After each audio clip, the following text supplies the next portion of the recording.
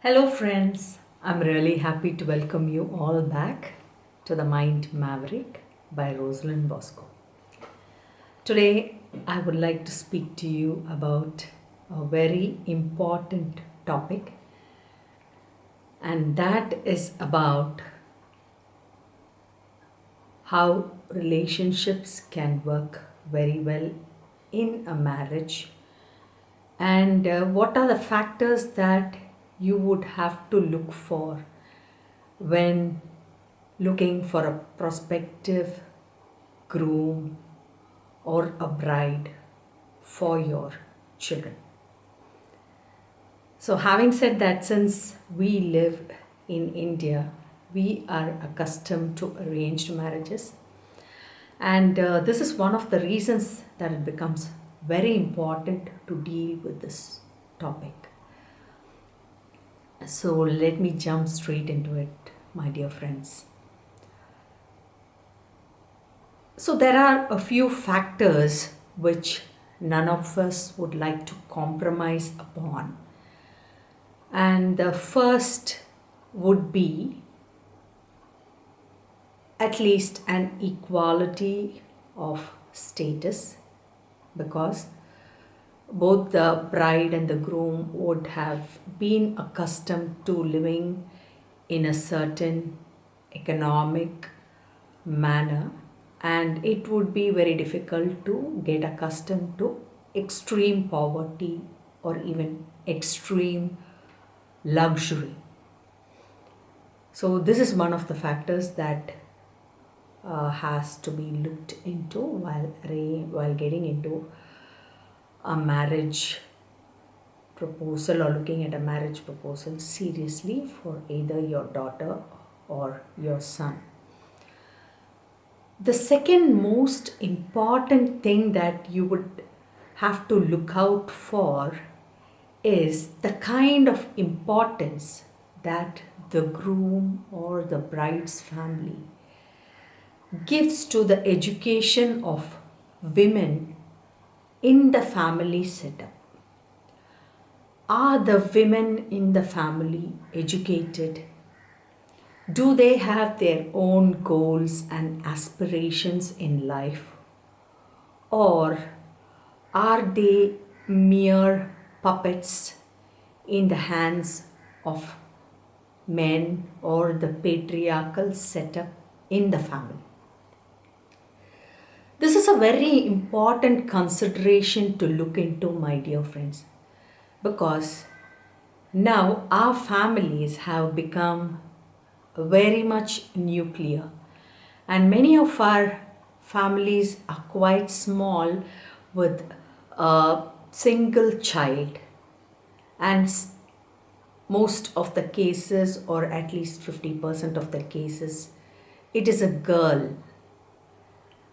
And when the child is a girl, the parents invest a lot of time and energy and money to get the girl child as well as a boy child educated. And now, in the current scenario, the parents have decided to give equal importance to the education of the girl as well as the boy child.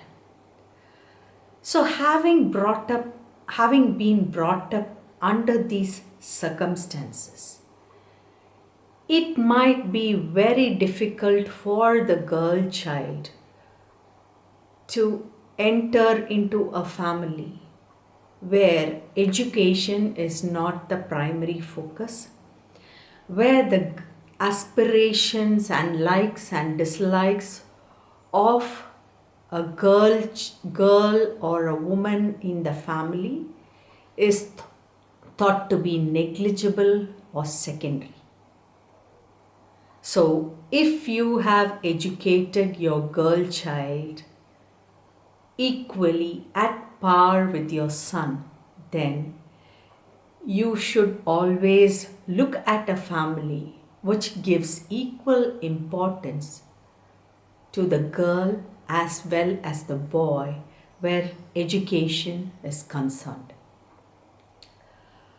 So, this would enable the groom as well as the bride to fit in according to their respectives, each one's respective goals and aspirations without anybody's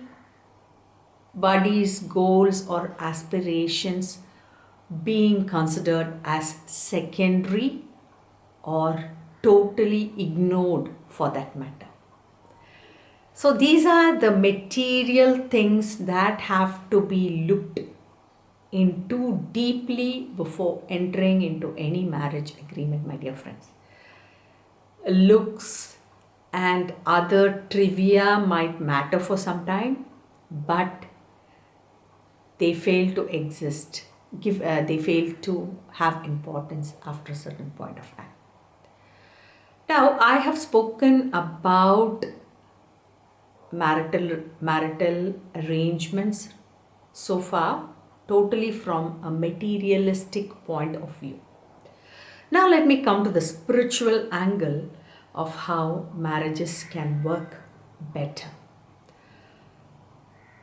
Whether it is the case of a girl or a groom, we have always imagined the opposite sex to be perfect. We think that the marriage partner that we choose for our daughter or our son will be perfect, and that is where a lot of problems crop up, my dear friends. Again, looking at it from a spiritual angle, every soul which enters into earth has come with a particular purpose, a particular mission, a particular learning agenda. It's like a timetable, or it's like a course that you will choose when you enter a university. So, when any soul enters earth, it comes with an agenda to learn qualities like patience, forgiveness, mercy, getting over jealousy, ego issues, or getting over greed. There are so many agendas that each soul comes with, irrespective of whether it is a male or a female. After a person passes away, the soul does not have any gender identity. Every soul is the same. So, under these set of circumstances, it is a completely, it is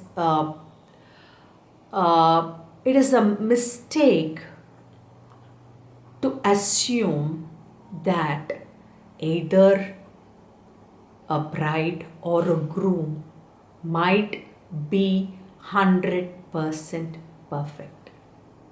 It might happen in the rarest of the rare circumstances, and I wish those couples really well.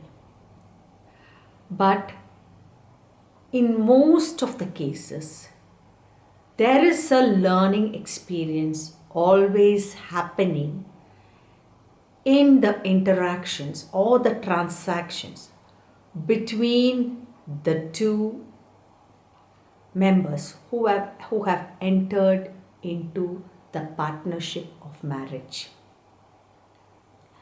And when there is understanding and when there is a little bit of agreement on how to look at the different issues that each person has come along with, because whether it is a girl or the boy, they have been brought up, raised up by completely different parents who have given them their own thoughts and goals and aspirations.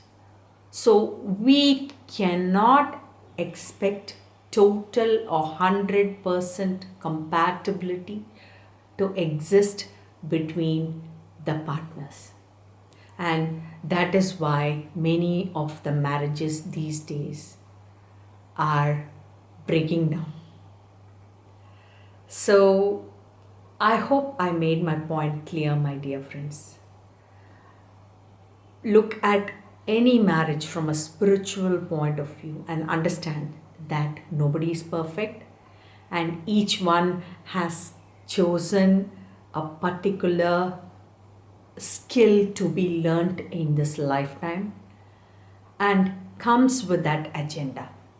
And as a partner, you would have to evolve as well as encourage the other person to evolve according to their spiritual agenda. So, thanks for listening to me, my dear friends. And you can find a lot of these ideas in my book, The Brimstone Fallacy, as well as God Has Our Backs. So, until I see you next time, this is Rosalind Bosco, the Mind Maverick, signing off. Thank you.